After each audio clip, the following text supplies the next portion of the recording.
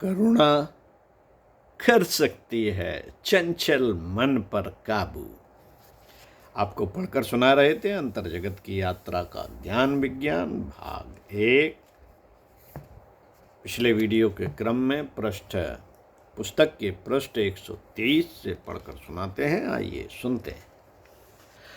अंतर यात्रा विज्ञान हर निर्मल योग साधक की आंतरिक गुत्थियों को सुलझाता है। उलझे मन के अनेकों धागे इसके जादुई असर से अपने आप सुलझ जाते हैं। अंतस की गांठें इसकी छुअन से अपने ही आप खुल जाते हैं। साधकों की यह आम समस्या है कि व्यवहार की गड़बड़ियों से भी मन तथा चंचल व अस्थिर हो जाता है। व्यवहार की गड़बड़ियों से कि योग साधना की स्थिति नहीं बनती। इस समस्या का निराकरण महर्षि अपने अगले सूत्र में कहते हैं। वे कहते हैं, मैत्री करुणा मुदितो ये क्षाणाम सुखदा सुख दुख पुण्य विषयाणाम भावता चित्त प्रसादनम। भावना तश्चित्त प्रसादनम 1/33। शब्दार्थ सुख दुख पुण्य विषयाणाम। सुखी दुखी पुण्यात्मा और पापात्मा ये चारों जिनके क्रम से विषय हैं। ऐसी मैत्री कुरूपणा मुदितो ये क्षाणाम।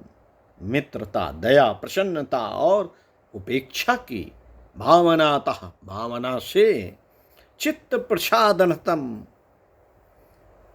चित्त प्रसादनम चित्त स्वस्थ हो जाता है। अर्थात आनंदित व्यक्ति के प्रति मैत्री, दुखी व्यक्ति के प्रति करुणा, पुण्यवान के प्रति मुदिता तथा पापी के प्रति उपेक्षा। इन भावनाओं का संवर्धन करने से मन शांत हो जाता है। महर्षि पतंजलि के इस सूत्र में व्यवहारिक जीवन के सभी समस्याओं के समाधान समाहित हैं। इसे यदि व्यवहार चिकित्सा का आधारभूत तत्व कहें तो कोई अतिशयोक्ति न होगी। व्यवहार चिकित्सा के द्वारा चिकित्सक न केवल मनोरोगी के आंतरिक घावों को ठीक करता है बल्कि उसके व्यवहार को सुधारता व संवारता है। फिर यह व्यवहार बच्चे का हो या फिर युवक अथवा प्रौढ़ का। महर्षि पतंजलि इस सूत्र में व्यवहार के परिष्कार से चित्त के परिष्कार की विधि सुझाते हैं। इसे यूं भी कह सकते हैं कि व्यवहार सुधरे तो चित्त समरे। महर्षि के सूत्र में 4 आयाम हैं। इनमें से पहला आयाम है मैत्री का। महर्षि कहते हैं कि मैत्री आनंदित व्यक्ति से। परम पूज्य गुरुदेव इस तत्व की व्याख्या में कहते थे, मैत्री शब्द से तो सभी परिचित हैं पर अर्थ को प्रायः कोई नहीं जानता। प्रायः लोग मैत्री उससे करते हैं जिससे कुछ लाभ मिलने वाला हो, जिसमें अपना लोभ टिका हो। इस लाभ और लोभ के बावजूद भी सच्ची मैत्री के दर्शन हो नहीं पाते। बस मित्रता का ऊपरी दिखावा होता है। यथार्थ में तो सुखी और आनंदित व्यक्ति के प्रति सामान्य मन ईर्ष्या से भर जाता है। दाह और जलन मन को झुलसाने लगते हैं। गुरुदेव कहते थे कि सुखी व आनंदित से मैत्री का भाव इसलिए होना चाहिए क्योंकि सुखी रहने की, जीवन जीने की कला सीखी जा सकती है। उससे आनंदित होने की तकनीकें जानी जा सकती हैं। बस इस संबंध में बात इतनी जरूर देख ली जाए कि उसका आनंद किसी साधन सुविधा पर न टिका रहकर आत्मा की गहराइयों से उपजा हो। महर्षि के सूत्र का दूसरा आयाम है करुणा। करुणा दुखी व्यक्ति के प्रति। फिर यह दुखी कोई भी क्यों ना हो। युग ऋषि गुरुदेव का कहना था कि दुखियों के को प्रायः व्यंग, अपमान व तिरस्कार का शिकार होना पड़ता है। दुखियों को प्रायः व्यंग, अपमान व तिरस्कार का शिकार होना पड़ता है। न तो कोई उनकी सहायता के लिए तत्पर होता है और न कोई उनका हाथ थामता है। गुरुदेव कहते थे, जो प्रत्येक दुखी में नारायण का दर्शन करता है, उसकी सेवा के लिए स्वयं को न्यौछावर करता है, वही सच्चा योग साधक है। ध्यान रहे, संवेदना का एक ही अर्थ है संवेदना, यानी कि किसी की पीड़ा से हमें भी उतनी ही व्याकुलता होनी चाहिए जितनी की उसकी है।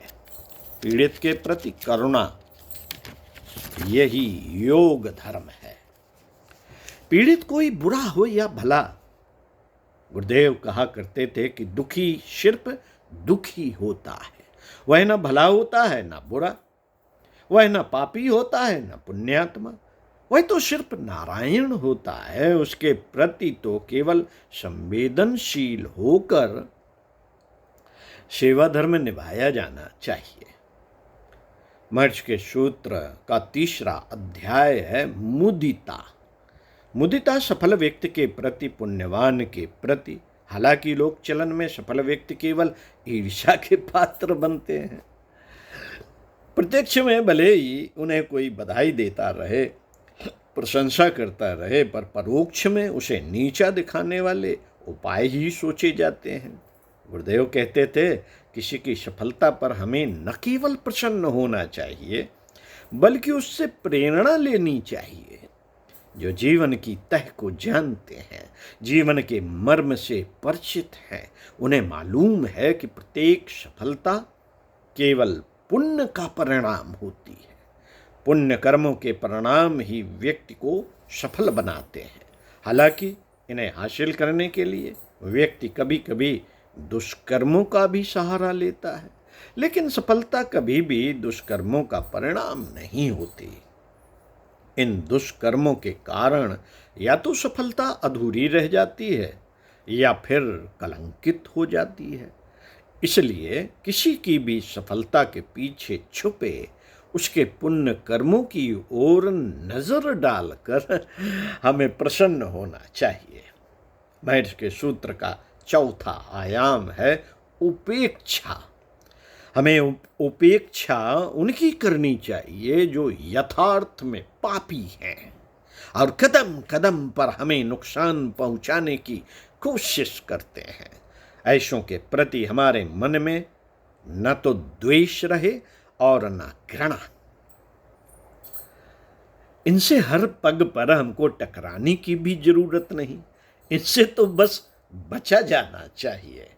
और इसका एक ही उपाय है इनकी उपेक्षा। ये बेचारे हैं, इनके प्रति द्वेष भाव रखकर अपने मन को मलिन नहीं करना चाहिए।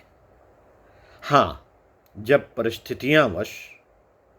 परिस्थितियां विषमता से भरी हों और जीवन में ऐसे दुष्ट जनों की भरमार हो, तो ऐसे में इनकी उपेक्षा करके सारा ध्यान अपने तप बल में बढ़ाने में लगाना चाहिए, अपना तप बल बढ़ाने में लगाना चाहिए। यह तप ही हमें इन पापियों से बचाता है और इसी से जीवन की नई राहें खुलती हैं।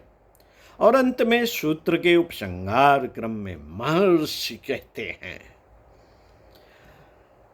कि व्यवहार के इन सभी चार तत्वों का अनुपालन करने से चित्त स्वच्छ हो जाता है, क्योंकि इस प्रक्रिया से अतीत में पड़ी मन की सभी गांठें खुल जाती हैं और नई ग्रंथियों के होने की संभावना समाप्त हो जाती है।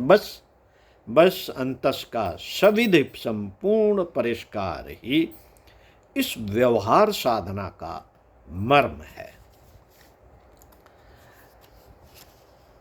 साथियों, इसी व्यवहार साधना पर चिंतन करिए, मनन कीजिए, समझिए, जानिए कि इतना आसान तरीके से हम चंचल मन पर काबू पा सकते हैं।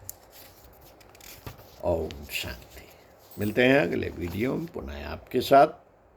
ओम